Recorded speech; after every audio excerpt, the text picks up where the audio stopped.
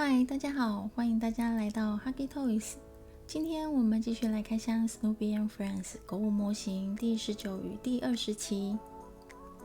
第19期的零组件内容有夏天场景米格鲁侦察队中的山，还有岩石。公仔呢是3只米格鲁侦察队中的小鸟队员。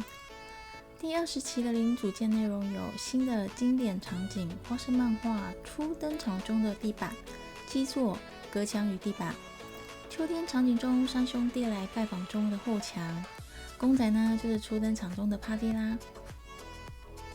第19期的人物大集合介绍一个有着自然卷头发并且健谈的女孩弗利达。在花生漫画中，弗利达天生有着一头卷发，并且为之骄傲。另外，她还以健谈者自居。她不同于花生漫画中凡雷特或是露西等其他女生人物，弗利达不会刻意去嘲弄查理布朗，同时也不觉得奈勒斯随身带着毯子的行为有什么不好。拿着毯子能让奈勒斯感到安全，就如同他自己有着令人骄傲的自然卷头发一样。这样的说法让奈勒斯留下了美好的深刻印象。但同时，在奈勒斯介绍弗利达给露西认识时，弗利达一如既往地炫耀着自己的自然卷头发，让露西着实紧握拳头了好一会儿。除了露西，弗利达可说是一遇到新认识的朋友，就会说起自己美丽的自然卷头发。每当对方表示不太在意弗利达的自然卷头发，而伤到他的虚荣心时，他总是会显得非常沮丧。虽然弗利达不会刻意的刁难查理布朗，但他总是认为时常躺在狗屋顶上的史努比太过慵懒，常常指责史努比还不赶快去抓兔子，并且威胁史努比道，若是再不去猎兔子，他就会去跟米格鲁偷偷报告史努比的失职了。事实上，史努比后来也真的收到了米格鲁偷偷的信件。这个告发事件也让弗利达受到花生主角群们的指责。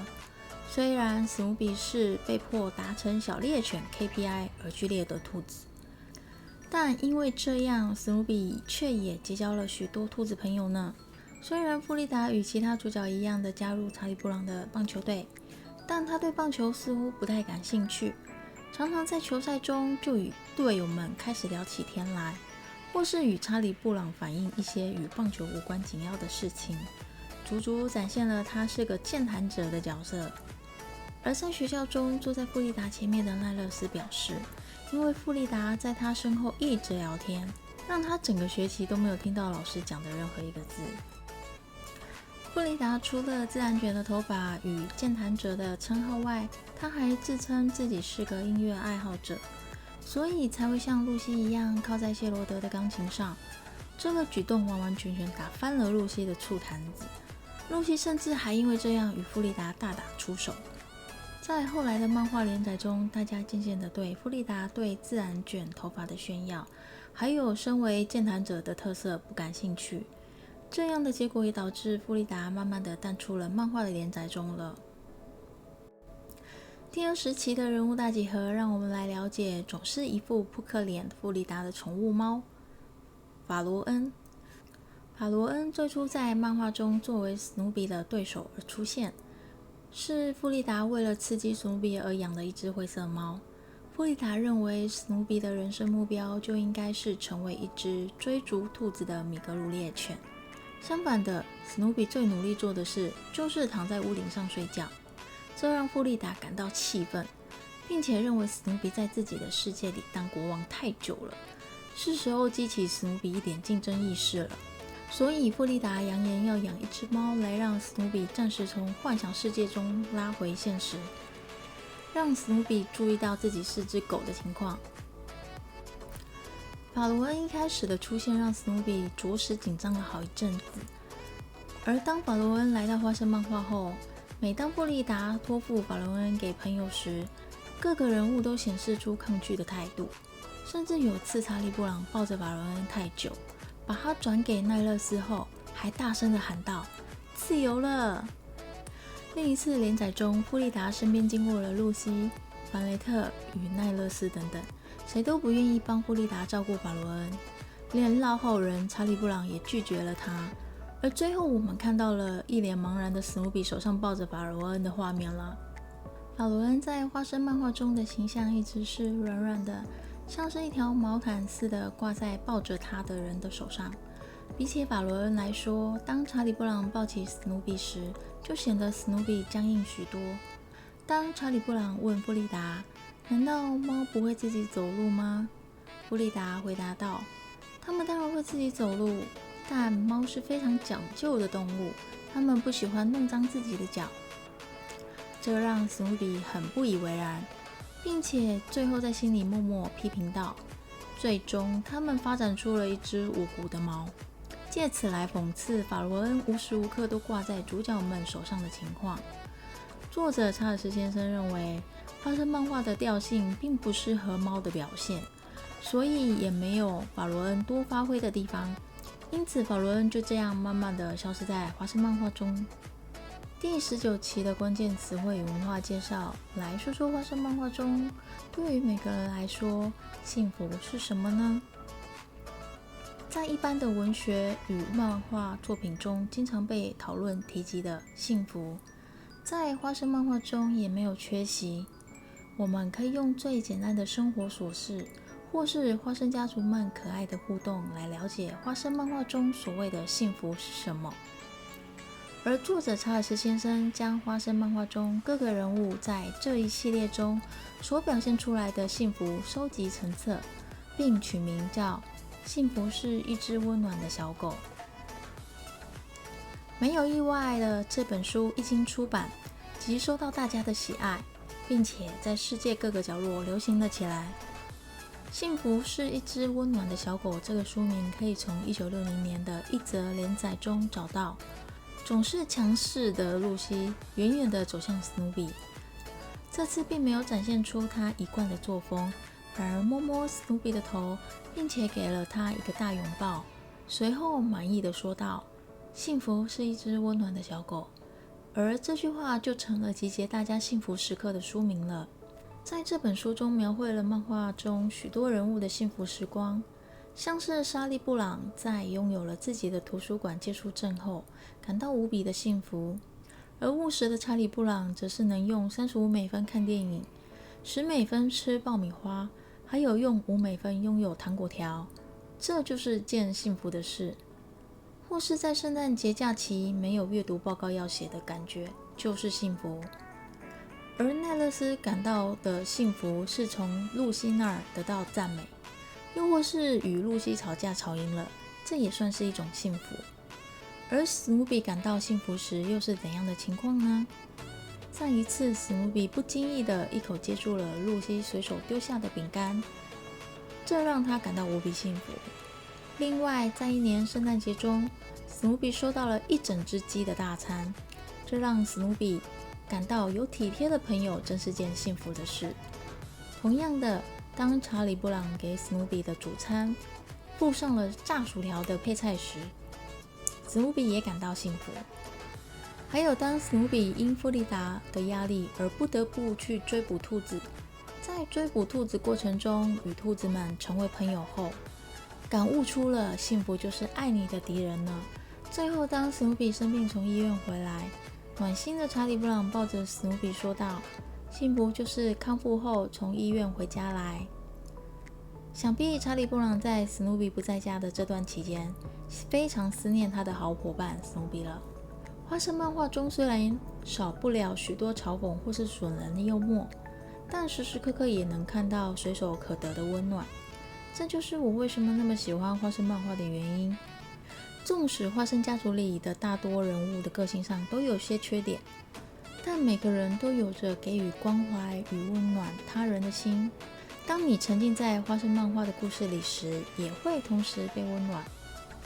第20期的关键词汇与文化介绍，史努比的出生地，永远的雏菊山小狗农场。史努比与查理·布朗的第一次见面就是在这雏菊山小狗农场，而史努比的整个家族，包含祖父母、父母与兄弟姐妹们，也都是在这里出生，并且一同生活过。史努比始终想念那个他出生的家乡。